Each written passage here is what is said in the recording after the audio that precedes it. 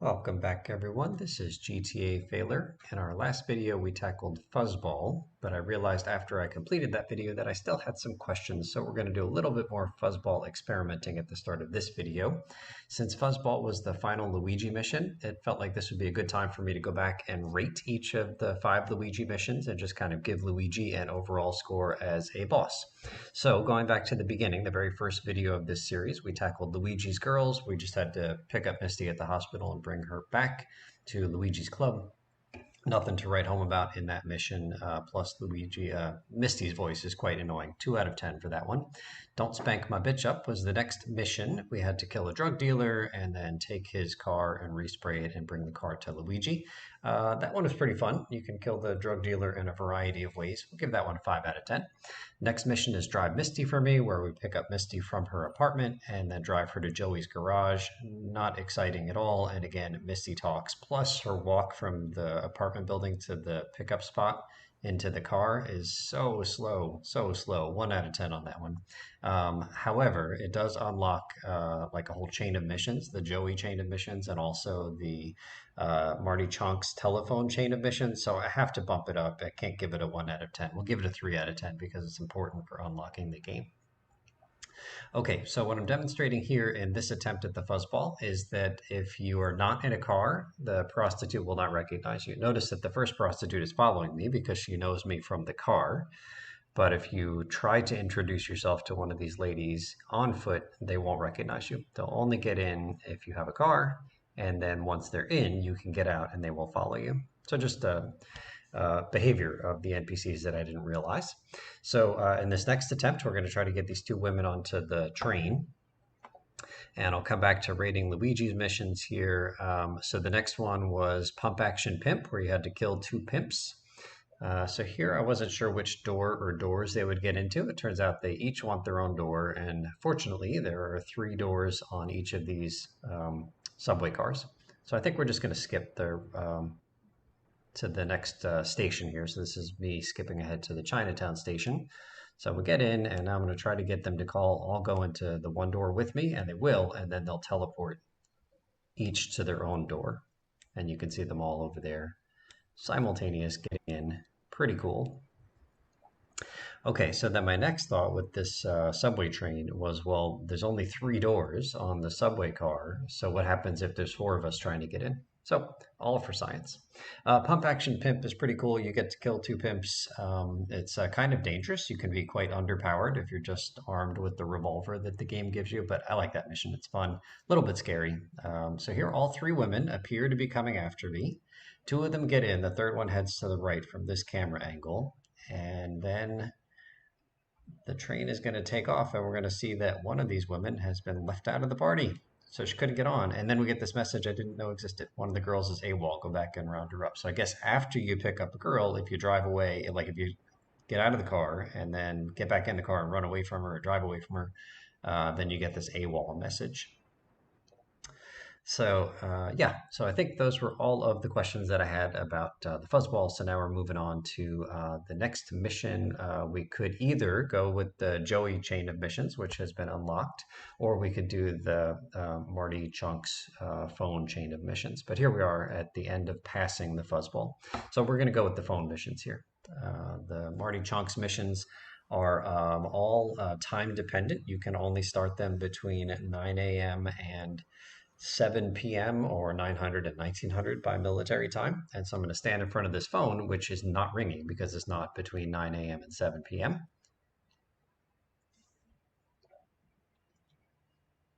And so I will use my little cheaty Quicksave program to advance the time 6 hours. And now all of a sudden the phone will ring. Actually, it didn't ring the first time, but we got the animation and then it rings after that. And then as we're watching the cutscene here, we get introduced to Marty Chunks. So I don't know why Marty is calling this random phone and who he's expecting to do his dirty work for him that picks up this random payphone.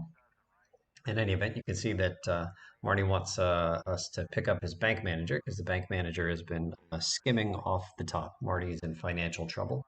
So we're supposed to take a particular car, it's a perennial in this case, and pick up the bank manager and bring him back to Marty Chunks. and then dispose of the car at the crusher. Those are the mission objectives. Okay, so the last one in the Luigi chain is the fuzzball, where we had to bring something between 4 and 8 prostitutes back to the old school hall. That one's pretty cool. It's just a big old fetch quest, and as I mentioned before, I like fetch quests when they're done right. I did enjoy the doing the coach thing in the last video and bringing all 8 women back in one trip. So we'll give that one a 7 out of 10. That one's pretty neat. Okay, so one of the ways to fail this mission is, oh, sorry. What I'm doing here is trying to skip ahead to the end of the mission. So you're supposed to pick up the banker, bring him to Marty, and then dispose of the perennial in this crusher up here. So I said, well, what if we just forget the banker? I'll just take care of disposing of the perennial first. I knew this was going to be a fail, but just wanted to see it happen. And so again, the car gets crushed, I guess at the moment the big door on top closes, and that will be the moment where we fail because we didn't complete the objectives before destroying the car. The vehicle is wrecked. Yeah, that's what you wanted. You wanted it in the crusher, Marty. Come on. Okay, so next way that I'll illustrate failing is killing Marty. Sorry, killing the banker. If the banker dies before Marty kills him, then you fail the mission. So we just squish the banker and get this message. That bank manager's dead. Yeah, he was going to be dead in like 30 seconds anyway, according to Marty's plan. I don't get it. I don't get it. Okay, so Luigi as a boss in general, if I just kind of give him an average rating, I don't know, he's okay. He's like the lowest rung on the ladder, and we have to start somewhere. He unlocks a couple of other chains of missions. He's doing the best he can. We'll give him a 5 out of 10. Okay, so what I wanted to know is what happens if I get the banker in my perennial and then I just drive off. And pretty quick, you have left the bank manager behind and you fail. So that mission fail state was actually not even listed on the wiki. The wiki just said if you destroy the perennial or you kill the banker, then you fail. But there's another fail state right there. Okay, so next up, just deciding to experiment with the pay and spray. It's not part of this mission. It will be part of the next mission. But pay and spraying the car does what it normally does. It just changes the color and costs us $1,000. And then again, I'm just going to try to like kill 2 birds with 1 stone here. And I'm going to take the car with the banker inside of it to the crusher. And remember, the banker does not get out when I get out. So the banker and the car crushed simultaneously, super efficient. Marty should give me a raise for my proactive thinking on this project.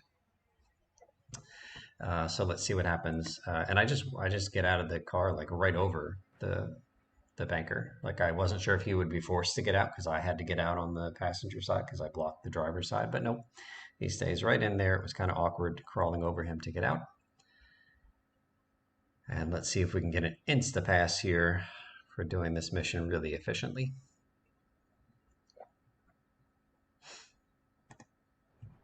And no. Okay, and then the bank manager's dead. I wasn't sure which fail state I would get because I simultaneously crushed the car too early and killed the banker, neither of which I was supposed to do. So apparently the banker takes priority there in terms of the fail state. Okay, now we're going to get the banker into the car, and then we are going to chuck a grenade at this car. And, well, actually, first I'm trying to get into the car on the passenger side, just thinking maybe I could, like, yank him out, but didn't work. Could not make it happen. I cannot get the banker out of this car no matter how hard I try. Then I try to abandon the banker before picking him up, like go really far away. And it turns out this makes no difference at all. You can drive all the way over to the last island in the game, I'm convinced, and you don't get a mission fail. We only get a mission fail for leaving the banker behind once we have already picked him up in the perennial. Okay, so I promised a grenade. I was a couple of clips too early, so here's the grenade one.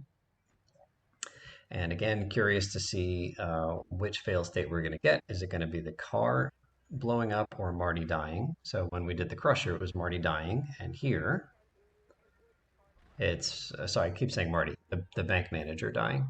And then the NPCs start attacking me, like three of them, and then the police scare them away. The police are recognizing I'm a citizen in trouble. One of them is going to come over to check on me and make sure that I'm okay.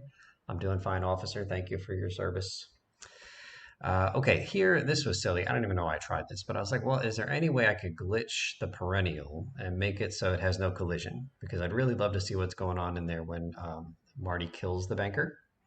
But of course, this isn't going to work because in order to make this work, you need to officially start Taxi Driver and get somebody into the passenger side of your vehicle. And I can't start Taxi Driver because I'm already on a mission. So we tried, it did not work.